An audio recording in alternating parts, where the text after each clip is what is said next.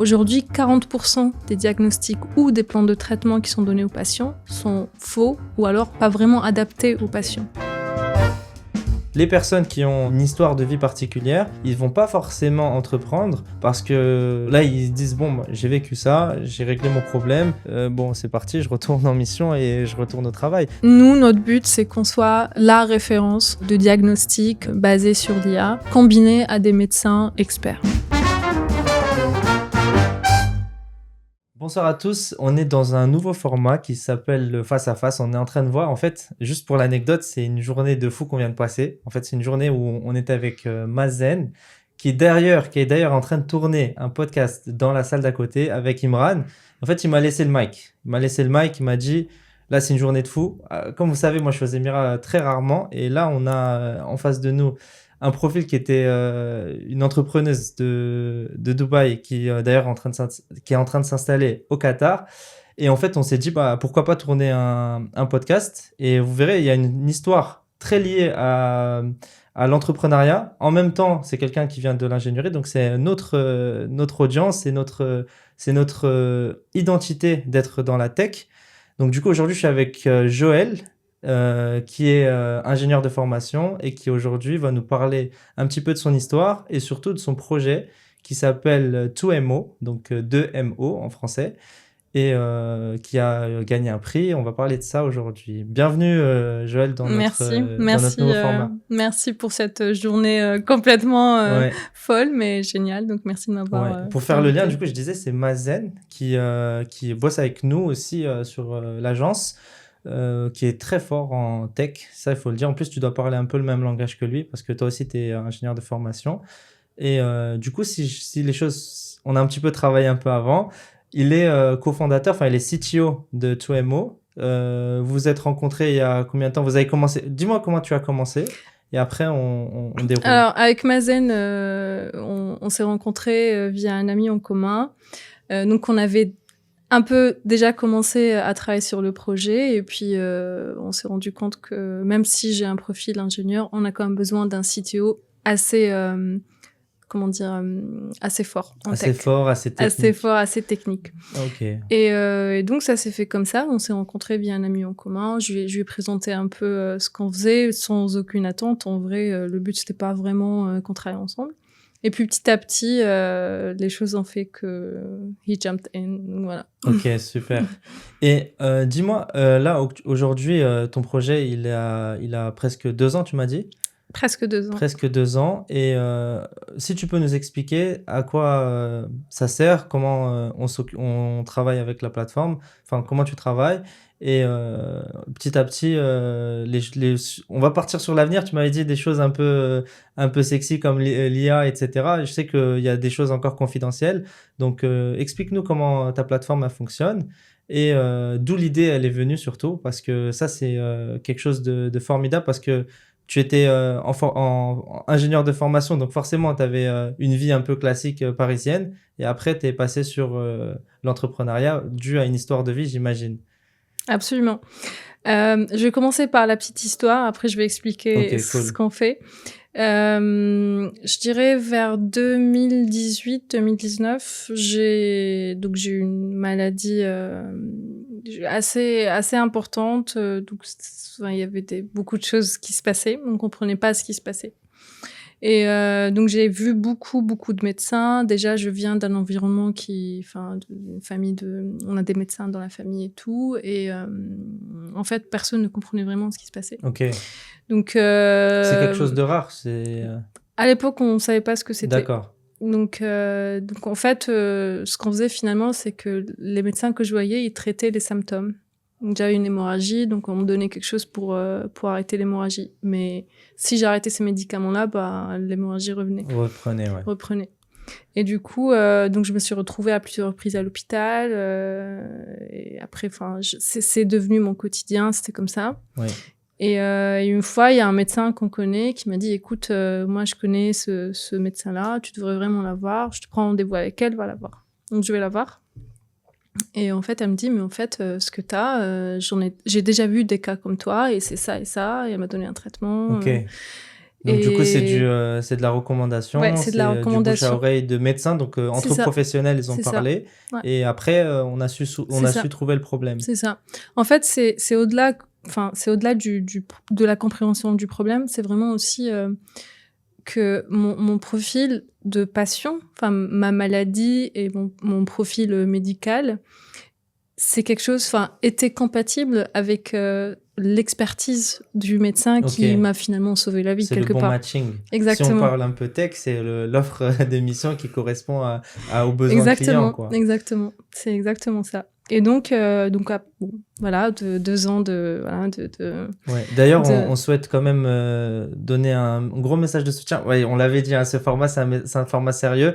Et là-bas, ils sont en train de faire un format un peu drôle. Pour vous rassurer, elle va beaucoup mieux. C'est aussi pour ça qu'on est ensemble ouais, aujourd'hui. Mais on souhaite quand même donner un gros message de soutien à tous ceux qui passent des moments difficiles, qui ont un quotidien entre les hôpitaux, ouais. les médecins, etc. Parce que c'est pas facile au quotidien. Et puis, on peut s'en sortir. Et d'ailleurs, justement, ce projet, il vient compenser cette pénurie. Tu me parlais de pénurie. Est-ce que tu peux me donner les chiffres qui existent aujourd'hui à travers le monde sur le sujet du diagnostic? Ouais.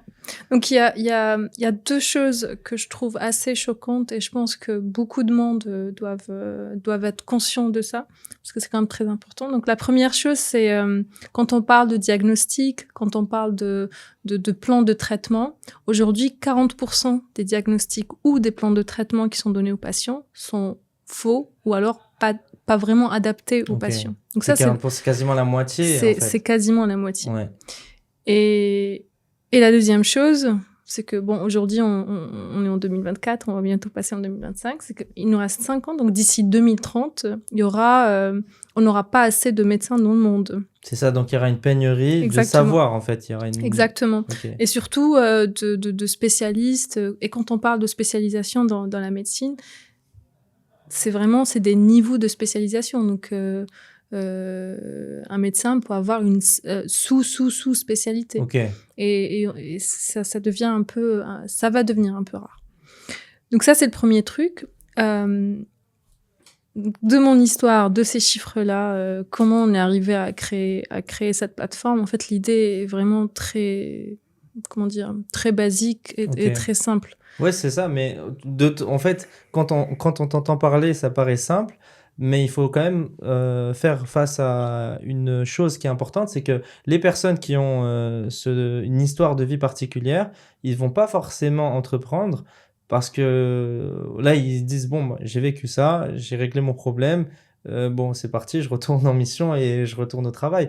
Toi, tu as quand même eu cette volonté de partager parce qu'en fait, tu as vu ce constat en fait de 40% des diagnostics, tu as fait tes recherches et ce qui est en plus un peu fou en fait d'entendre ça et du coup tu as composé avec Mazen sur la partie technique mais surtout tu t'es associé avec ta cofondatrice Ouais. qui est, tu m'as dit son prénom c'était Docteur Lise. Dr Lise, donc du coup tu t'es entouré de quelqu'un de compétent pour pouvoir faire ce projet, c'est ça? Ouais, absolument. Donc en fait, un projet déjà, c'est une histoire. Ouais, Donc on a besoin d'un driver, désolé pour l'anglais, mais on a besoin de quelque chose qui fait qu'on fait ça, quelque ok. chose qui nous donne du sens pour faire un projet. Donc c'est le driver. La seconde chose, ok, l'idée, très bien.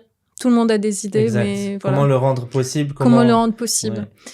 Et troisièmement, et je trouve que c'est très très important, c'est la bonne équipe.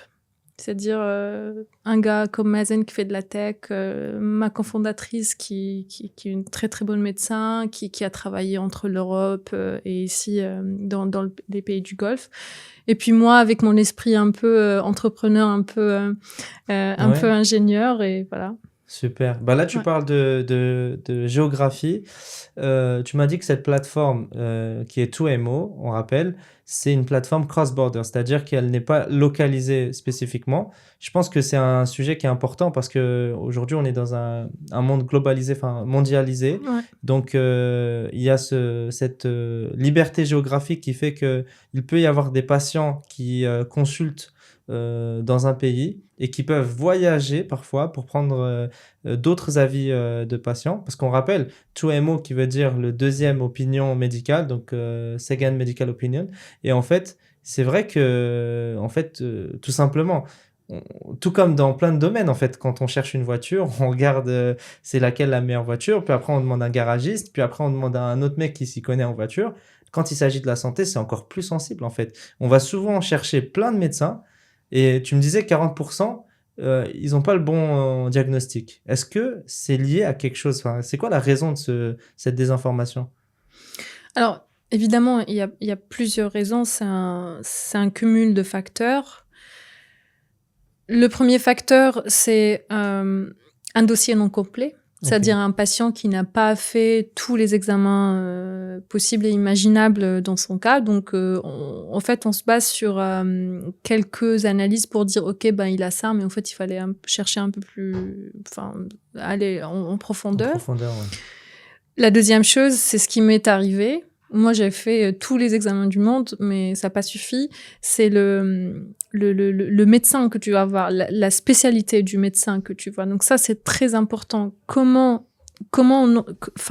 on match le patient avec le médecin, c'est très important. Donc ça, c'est la deuxième chose. Après, il y a plein d'autres raisons qui sont liées. La partie pécuniaire, parce qu'il doit y avoir aussi des gens qui essayent de facturer en fait des services supplémentaires. Exactement. Et parfois on est désinformé. Oui. Il y a beaucoup de phénomènes à l'international et puis sans forcément critiquer des systèmes médicaux parce que en réalité je pense que quand même la plupart des médecins ils essayent de faire leur travail correctement, ils sont au cœur de la santé de beaucoup de monde. Mais il existe, il faut le dire, des systèmes dans les deux sens. Des systèmes qui cherchent à faire de l'argent avec la santé des gens et d'autres systèmes qui sont un peu nationalisés. On a le cas en France, par exemple, d'un système qui est fondé sur la sécurité sociale. Donc forcément, on a besoin d'être traité d'une façon plus générale et donc on n'a pas forcément les meilleurs avis. Après, les gens aujourd'hui se tournent vers des cliniques selon aussi la connaissance de la personne. Je vais ajouter un petit point sur la France. Donc, nous, on est une plateforme, on n'est pas basé en France. Oui. Mais il y a une plateforme française pour le marché français qui font du second avis médical. Ok, d'accord. Parce que, la problématique du marché français, c'est pas l'expertise, c'est pas tout ça. On a les meilleurs médecins au monde. On a des très bons médecins en France. On devrait en être fiers. On a vraiment les meilleurs médecins au monde. Mais notre système est saturé. Les spécialistes reçoivent beaucoup de dossiers. Donc, ce sont d'autres problématiques qui sont un peu différentes des problématiques qu'on a dans la région ici. La région du Golfe. Mais en fait, je pense que c'est même pas qu'une question de compétences en France. Je pense qu'il y a aussi une question un peu structurelle, un peu culturelle aussi, parce qu'il y a pas mal de choses qui... ce qu'on disait tout à l'heure, des fois, il y a des choses, c'est bullshit. Mais quand il s'agit du sujet principal, en réalité, on a de la bonne matière en France, on a des très bons médecins. Ouais. D'ailleurs, l'autre point, c'est que parfois, d'ailleurs, vous avez une bonne équipe derrière l'équipe de 2MO. En fait, quand on fait face à plusieurs avis médicaux, comment on fait d'ailleurs pour être sûr que cet avis-là, il est bon? Quand vous donnez un second avis, comment le patient il s'oriente par la suite? Ouais, c'est là où je vais sortir ma casquette de tech et aussi ingénieur. En fait, quand on regarde qu'est-ce qui fait qu'on a un mauvais diagnostic ou on n'a pas le bon traitement. Donc, il y a des facteurs. Et nous, avec cette plateforme, on a pris ces facteurs un à un et on a dit comment on peut réduire l'impact de ce facteur sur le diagnostic. Donc, c'est ce que j'ai dit tout à l'heure. Un dossier qui n'est pas complet, le bon médecin qui n'est pas là, le fait que c'est très important qu'on est indépendant, c'est-à-dire nous, on n'a rien à gagner à prescrire quelque chose à un patient parce que c'est pas nous qui allons administrer le traitement. Donc voilà. Donc on a pris tous ces paramètres-là et on a dit statistiquement, on réduit la marge d'erreur. Ok, d'accord. La marge, on n'est jamais à 0%, mais quand même on réduit, on la réduit drastiquement. Ok, voilà. Donc c'est vraiment orienté pour accompagner les patients au plus juste de ce qu'ils peuvent avoir. Et on parlait aussi de géographie. Tu m'as expliqué que tu t'installais au Qatar. C'est notamment parce que tu as obtenu un prix, en tout cas une agrégation de la part du Qatar, d'un ministère d'ailleurs. Est-ce que tu peux nous en dire plus? Ouais, et donc avec le ministère de... Alors, ça s'appelle MCIT, donc Ok. Ministère Communication and Technology du Qatar. Donc, ils ont fait une sorte de présélection. Donc, Ok. déjà, première chose, le Qatar, Doha en tout cas, enfin, le gouvernement essaye vraiment d'attirer des talents, surtout dans toute la partie tech. Donc, IA, health tech, fintech. Donc, il y a vraiment, ils sont en train de créer un hub tech. D'ailleurs, ils ont même délocalisé, enfin pas délocalisé, mais créé un Web Summit Doha qui. Tu as fait le pitch là-bas au Ouais, Web Summit? on a pitché là-bas Ok. février dernier et on sera là-bas février prochain. Donc, j'invite les gens à y aller. On sera présent sûrement, je pense, pour notre anniversaire. Yes, je vous verrai là-bas. Donc voilà, donc il y a vraiment un écosystème qui est en train de se créer. Et il y a une vraie volonté du gouvernement d'attirer des talents, des projets pour qu'ils soient localisés là-bas. Donc on a fait un programme de présélection avec le ministère de Communication et de Technologie. Et c'était une présélection qui a duré à peu près 1 mois et demi. Et donc, ils vérifient comment tu fais. Ils font même des coachings et tout pour voir est-ce que vraiment c'est la bonne équipe, est-ce que c'est la bonne idée, est-ce que c'est bon marché. Ils challenge un petit peu. Ils challenge un peu, c'est normal. Yes, c'est normal, ouais. C'est même très bien, en fait. C'est quelque part... Une symbole de qualité. Exactement. Oui. Et au bout de ces 6 semaines, il y a une cérémonie, voilà, pour dire qui a été incubé, qui n'a pas été incubé. Ok, Donc c'est nous, un on a été programme, en incubés fait, ok. et on a été aussi rewarded. Ils nous ont donné un chèque pour ça. Et donc voilà. Et d'où moi, Ok, tu te déplaces d'où mon déplacement. dans ton déplacement, ok. C'est ça. Et pour l'avenir, du coup, 2MO, c'est une plateforme qui a déjà opéré, enfin qui a déjà fonctionné. Ouais. Vous avez mis en place une refonte. Donc là, ça veut dire que vous annoncez forcément des améliorations technologiques et aussi, je pense, un boost des utilisateurs. Le modèle de la plateforme, c'est qu'il y a des patients et il y a aussi ce que tu expliquais, le fait que les patients ils peuvent se référer à d'autres médecins ou aussi ceux qui ont utilisé la plateforme. Du coup, ce qui est très naturel, moi j'utilise un service où je parle avec un médecin parce que ce qu'on disait, c'est que souvent les gens, par exemple, ils ont besoin d'un chirurgien, ils se sont blessés, ils ont besoin d'un chirurgien pour le tendon d'Achille. Ils vont aller voir un des meilleurs chirurgiens. Puis ensuite, ce chirurgien-là, il a été bon, il rencontre le même problème dans leur entourage. Le premier réflexe de l'humain, c'est de dire bon, bah écoute, va voir ce chirurgien. Ça marche même à un niveau bien-être. Va voir ce chiropracteur, va voir cet ostéopathe. Et du coup, vous avez construit dans le digital ce système. Exactement. Donc, et est-ce qu'il y a aussi d'autres features qui arrivent à Ouais. nouveau? Donc, sur le système de recommandation, en fait, on a un peu suivi la recommandation organique que les gens font entre eux, naturelle, quand quelqu'un est malade. Moi, quand je suis malade ou j'ai des amis, ils m'appellent, ils me disent « Ah non, mais j'ai ça. Est-ce que tu connais un médecin qui fait ça ?» Mais si on parle de médecin, si par exemple quelqu'un a une maladie, il m'appelle, il me dit « Est-ce que tu connais un bon, je sais pas moi, oncologue ?» Oui, j'en connais, mais je suis pas sûre que cet oncologue est bon pour toi. Oui, voilà. Il est bon pour monsieur Z, mais il est pas bon pour toi. Et donc, on a dit, OK, bah, au lieu de créer un système de recommandation médecin, on crée un système de recommandation vers la plateforme et la plateforme qui dit, OK, quel est le bon médecin pour toi?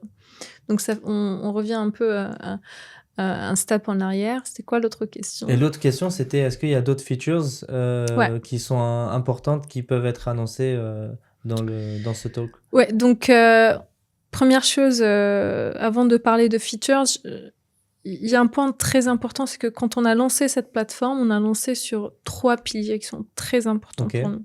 Le premier pilier, c'est la qualité de notre réseau médical. Donc vraiment, on a des requirements qui sont très stricts sur quel type de médecin on cherche, quel type d'expérience ils ont, comment on les intègre à notre plateforme. Donc ça, c'est très important. Aujourd'hui, on a des médecins qui sont en France, en Suisse, UK. Donc c'est vraiment très international. Donc ça, c'est le premier point. Le deuxième point, c'est la tech. C'est là où on va parler de features. Ouais. Donc on a des ambitions tech très très claires. On n'est pas qu'un service c'est pas que du second avis médical comme ça, une plateforme qui a des médecins un peu partout. Non, il y a des ambitions tech très claires. Et d'ailleurs, on a déjà une bonne partie de notre process qui est déjà AI powered. Donc nous, notre but, c'est qu'on soit la référence de diagnostic basé sur l'IA, combiné à des médecins experts. Okay. Donc ça, c'est le deuxième point. Le troisième point, et je trouve que c'est le point le plus important, parce qu'au final, c'est de la médecine, c'est de l'humain. Et nous, on veut créer une plateforme qui est centrée sur le patient. Nous, le patient, c'est le point central. Enfin, c'est la pièce... oui, c'est forcément le cœur du sujet. Exactement. Ouais, tout doit être tourné vers le. Exactement, tourné vers lui, et on essaie vraiment de lui offrir en tout cas une expérience unique, parce que déjà il est mentalement fatigué, exactement, potentiellement physiquement fatigué. Ouais. Imaginez si vous êtes malade et vous allez d'un hôpital à un autre, c'est horrible. C'est fatigant, c'est horrible. C'est ça. D'ailleurs, ce qui est bien, c'est que dans le digital, on absorbe cette détresse administrative. Par exemple, il faut fournir tel document, il faut répéter son problème, etc. Le fait que ça soit digitalisé, on gagne un temps fou, que ça soit du côté du patient que du côté du médecin. Parce que cette partie administrative un peu annexe au problème, il peut venir fatiguer mentalement, enfin rajouter une charge mentale, et au final c'est génial de rajouter de la tech dans des sujets de santé, surtout que c'est bien traité quand même, parce que ce qu'on disait c'est que quand on est patient, donc on est potentiellement malade, on a besoin d'être accueilli un peu. Nous, dans notre domaine, dans la tech, on parle des codes du luxe. Bah aussi, on peut parler des codes de la santé qui sont importants. Il faut avoir des prérequis, il faut être beaucoup plus procédurier, tout en respectant le truc. Donc, forcément, les gens ils peuvent être un peu bouleversés en disant non et tout, on va mettre de la tech dans la santé, c'est n'importe quoi. En réalité, non. Parce que, au contraire, ça vient aider les patients, ça vient aider les médecins. On garde cette partie tranquille et importante, donc procédurier et tout, pour que le patient il se sente le mieux possible. Exactement. En fait, on met le patient et son besoin au milieu et on construit autour. Voilà. Donc c'est un peu ça. Donc ça répond aussi aux questions des features. Ouais. Donc on fait du second avis médical. On travaille aussi avec des hôpitaux. Donc, comment on peut offrir le service pour le patient, enfin une personne privée. On fait aussi la même chose avec des institutions médicales pour les connecter. Je ne sais pas moi, un hôpital à Dubaï, il a besoin de demander un second avis médical à une institution française. Aujourd'hui, il n'y a pas de canal de communication très clair. C'est vraiment les médecins entre eux qui se connaissent. Ça se trouve, ils ont fait la même école, donc du coup, ils ont un contact en Californie. Exactement. Ouais. Donc la communication, elle est complètement rompue. Et donc, nous, on vient créer des ponts, en tout cas, de communication entre. Je pense que ça peut même créer des communautés de médecins, Absolument. Tout comme ça peut créer des communautés de patients, et ça peut être un magnifique, une émulation, en fait, autour des bons avis. C'est ça le but. Super. Bah, écoute, je pense qu'on a fait le tour. On espère voir des informations, enfin des actus en te suivant sur les réseaux. Vous êtes actif sur LinkedIn, je pense. Yes. Et il y a le website qui est online. Yes. Donc, on mettra les liens en description. En tout cas, moi, je suis trop content d'avoir reçu dans ce format Joël pour le projet 2MO. Et on souhaite beaucoup de réussite. On te souhaite beaucoup de réussite. Et là, en fait, vraiment... Ça me fait vraiment plaisir personnellement, premier degré, d'avoir un profil qui a fait ingénieur, software engineer, c'est ça? Donc développeuse. Désolé pour les anglicismes, parce qu'on est à Dubaï. Pardon. Ici, ça parle anglais. Joël, elle a grandi dans un contexte trilingue, polyglotte. Ouais. Et elle a jamais... D'ailleurs, c'est la première fois que tu présentes en français Oui. le projet. C'est la première fois. Donc, c'est on pardonne. Ouais. On accepte. Prochaine fois, promis, 100% français. 100% français. Bon, Ouais. on va pas cracher dans la soupe. C'est quand Ouais. même bien d'être international. Bah, merci Joël pour Merci pour Nasser, cet merci de échange. m'avoir ici. Super. Merci.